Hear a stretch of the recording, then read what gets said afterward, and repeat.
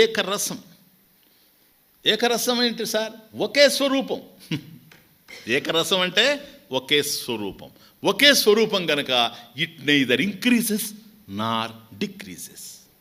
అన్నా పెరిగేది కాదు, తరిగేది కాదు. పెరగడానికి అవకాశం లేదు, తరగడానికి అవకాశం లేదు. రెండో వస్తువుకు అవకాశం ఇచ్చినప్పుడు పెరగడం జరుగుతుంది, తరగడం జరుగుతుంది. ఈ గది నాకు సరిపడం లేదండి. గదిని పెంచి కట్టుకుంటావు నువ్వు, స్పేస్ ఉంది కనుక. ఏక వస్తువు ఎప్పుడైతే ఉందో, ఆకాశాన్ని ఏం పెంచుతావు నువ్వు? దాని అవధులు ఎక్కడున్నాయో మనకు తెలియడం లేదు, దాని పరిధి ఎక్కడో మనకు అర్థం కావడం లేదు, దాని డైమెన్షన్ ఏంటో మనకు తెలియడం లేదు. ఆకాశాన్నే నువ్వు పెంచలేనప్పుడు ఆకాశానికి ఆధారమైనటువంటి ఆత్మస్వరూపాన్ని నువ్వేం పెంచుతావు? కాబట్టి అది పెరిగేది కాదు, తరిగేది కాదు. ఒకవేళ పెరిగిందని నువ్వు అనుకున్నా ఆ పెరిగినటువంటి వృద్ధిలో తానే ఉంది. ఒకవేళ తరిగింది అని అనుకున్నా ఆ తరిగినటువంటి దాని సూక్ష్మ స్థితిలో కూడా తానే ఉంది గనక అణౌరణీయాన్ మహతో మహీయాన్. మహత్తులో మహత్తుగా ఉంది, అణువులో అణువుగా ఉంది. ఎందుకని? అది ఏకమయ్యుంది గనక. ఏకమయ్యుంది గనక నిత్యమయ్యుంది. నిత్యమయ్యుంది గనక ఆనంద స్వరూపమయ్యింది. ఆనంద స్వరూపం అదే గనక నీకు ఆనందం ఇస్తుంది. అదే కనుక రెండైతే పరిమితమై ఉంటుంది. పరిమితం అయితే నువ్వు పొందినా కూడాను పోతుందనే భయం ఉంటుంది. You see the point. నిత్యానందైక రసానికి, ప్రపంచంలో నుండి నువ్వు పొందేటువంటి ఆనందానికి, వ్యక్తుల నుంచి నువ్వు పొందే సుఖానికి, విషయాల నుండి నువ్వు పొందే సుఖానికి, మనసు నుండి నువ్వు పొందే సుఖానికి, దేహం నుండి నువ్వు పొందే సుఖానికి, దీనికి తేడా ఏమిటి అని ఆలోచించినప్పుడు అవన్నీ ఉండిపోతూ ఉంటాయి. ఇది నిండి ఉంటుంది, పోయేది కాదు. ఇది ఉండి నిండి ఉంటుంది అంతే. అవి ఉండిపోతూ ఉంటాయి, ఇది పోకుండా ఎప్పుడూ ఉంటుంది. అందువల్ల నిత్యానందైక రసం, వాటి వల్ల సుఖం రావచ్చు నీకు, దీనివల్ల సుఖం వస్తుంది. ఆ సుఖాలు పోతాయి, ఈ సుఖం పోయేది కాదు. First point. ఆ సుఖాలు ఎప్పుడైతే పోతాయో అవి పోతాయి అనే భయం నీకు ఉంటుంది. ఎప్పుడు? అవి ఉన్నప్పుడే. పోయిన తర్వాత ఇంకా భయం ఏముంది? ఏడవడం తప్ప. అవి ఉన్నప్పుడే. ఏ వ్యక్తి మీకు ఇష్టమో, నేను మీకు ఇష్టం అనుకోండి, నేను పోయిన తర్వాత కాదు మీకు బాధ, నేనున్నప్పుడు అనిపిస్తుంది అంటారు కూడా. తమాషా విచిత్రం అంటారు. దెస్సే నాతో అంటారు డైరెక్ట్గా, స్వామి మా ఆయుష్ కూడా పోసుకొని మీరు 10 కాలాల పాటు ఉండండి స్వామి అంటారు. ఐ అండర్స్టాండ్ వాళ్ళు ఎందుకు అంటున్నారు అనేది. పాపం స్వామీజీ పోకూడదని ఉంటుంది వాళ్ళకి. స్వామీజీ ఎప్పుడు ఉండాలని ఉంటుంది. ఎప్పుడు స్వామీజీ ఉంటే ఎప్పుడు ఇట్లాగే చెప్తూ ఉంటాడు అనేటువంటి ఆనందం ఉంటుంది వాళ్ళకి. అర్థమవుతా ఉంది. కానీ మన ఆశలు వేరు, మన ఆశయాలు వేరు, మన కోరికలు వేరు, వాస్తవాలు వేరు. జరిగిపోతాయి. మనం ఎవరు ఆపలేం. రాముడిని ఆపలేకపోయారు, కృష్ణుడిని ఆపలేకపోయారు, ఆ మహానుభావుడిని ఆపలేకపోయారు, ఈ మహానుభావుడిని ఆపలేకపోయారు. దేహాలు పోతాయి. అవి ఉండేది, అవి పోకూడదని మనం చెప్పడానికి కాదు, అవి పోతాయని తెలుసుకొని అర్థం చేసుకోవడానికి, అంతే, ఇంకేలేదు. కనుక ఎప్పుడైతే పోయేదానికి నువ్వు దుఃఖపడుతున్నావో, ఇది ఏకరసం అయినప్పుడు, నిత్య ఆనందైక రసం అయినప్పుడు, ఇది పోయేది కాదు గనక ఇది పోతుంది అనేటువంటి భయం నీకు లేనేలేదు. ఎక్కడ ఏ కోశాన లేదు. నిర్భయం, అభయం, అది అభయహస్తం. ఈ ప్రపంచానంతా తెలుసుకొని అవసరం లేదు. అది పరమేశ్వరుడు చెప్పేది. ఐకనోగ్రఫీ. పరమేశ్వరుడు నువ్వు తిరుమలకి వెళ్ళావనుకో, నువ్వు ఎంత కష్టపడి వెళ్ళినా పరమేశ్వరుడు ఇట్లా, ఇది ఐకనోగ్రఫీ కదా. ఏంటో తెలుసా? ఇదిగో చూపెడతాం. ఈ విశ్వమంతా ఏంటి? పాదోస్య విశ్వాభూతాన్ని. ఈ విశ్వమంతా నా పాదమేనాయన. కాబట్టి విశ్వాన్ని పట్టుకోబాది, వివిధ ప్రత్యయ గమ్యం. కాబట్టి వాటన్నిటిలో నిండి నిబిడీకృతమైనటువంటి వాడిని నేనే గనక, నా పాదమే గనక ఇదిగో చూపిస్తూ ఉంటాడు. నా పాదాన్ని ఆశ్రయించు, ఇట్లుంటుంది చెయ్యి, ఎట్లుంటుంది చెయ్యి, నా పాదాన్ని ఆశ్రయించు. ఆశ్రయిస్తే నిర్భయో భవేత్. ఇది అభయహస్తం. నీకు ఏ భయం లేకుండా నేను కాపాడుతాను. నా దగ్గర నీకు భయం లేదు. ఎందుకని? ఏ సుఖాన్ని పొందినా అది పోతుంది అనేటువంటి భయం ఉంటుంది. కానీ ఇక్కడ మాత్రం ఆ భయానికి అవకాశం లేనే లేదు. కారణం నిత్యానందైక రసం. ఇది ఏకరసం, రసస్వరూప, ఆనంద స్వరూప. ఇది నిత్యం.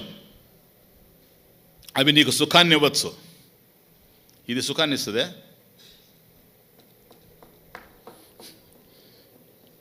అనిత్యమైనవన్నీ సుఖాలు ఇస్తున్నాయి మనకు, వాటి మీద అభిలాష ఉండేటప్పుడు. ఈ ఆత్మ కూడా సుఖాన్ని ఇస్తుందే?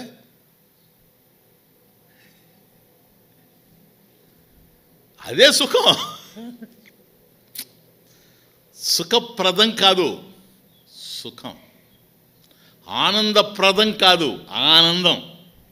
చాలా జాగ్రత్తగా అర్థం చేసుకోవాలి. ఇది శాస్త్రంలో పెద్ద పెద్ద మెలికలు ఇవన్నీ. ఒక్కసారి ట్రూత్ని అన్ఫోల్డ్ చేస్తూ పోతాయి.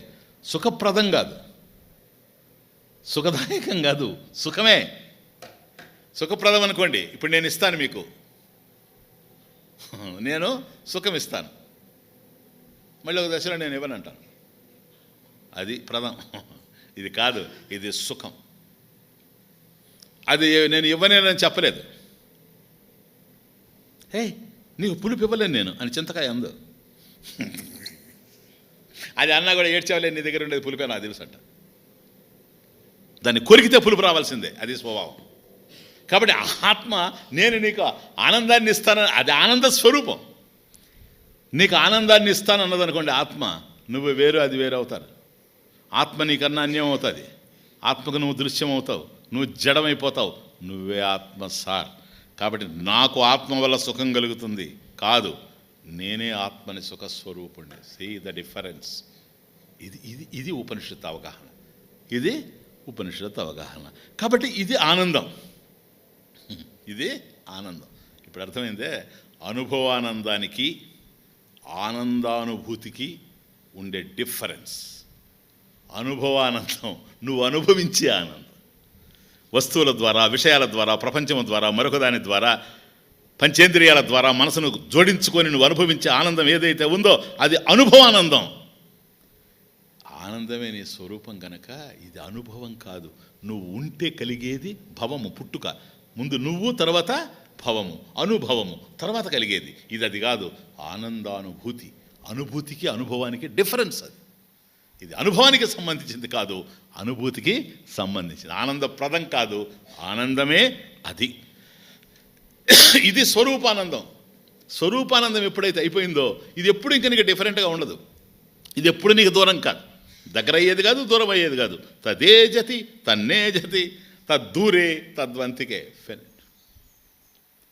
సో స్వరూపానంద is different from any experiential happiness or bless.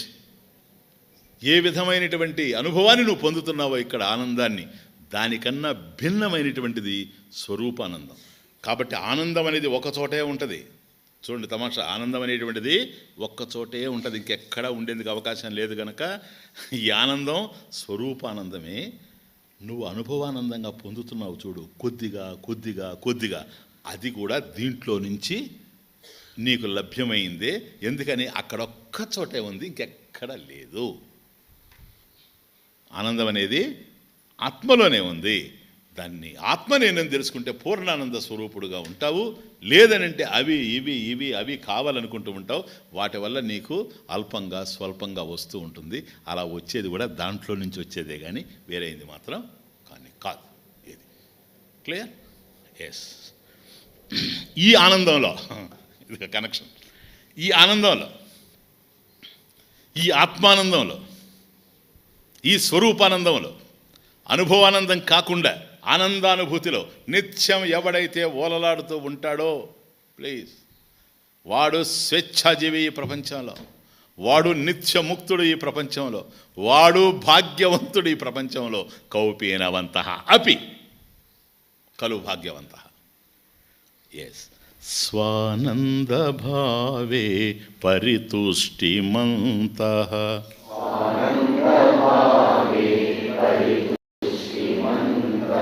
స్వశాంత సర్వేంద్రియ వృత్తిమంతః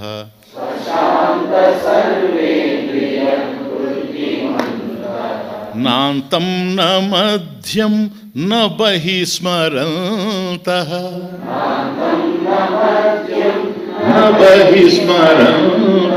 కౌపీనవంతః ఖలు భాగ్యవంతః.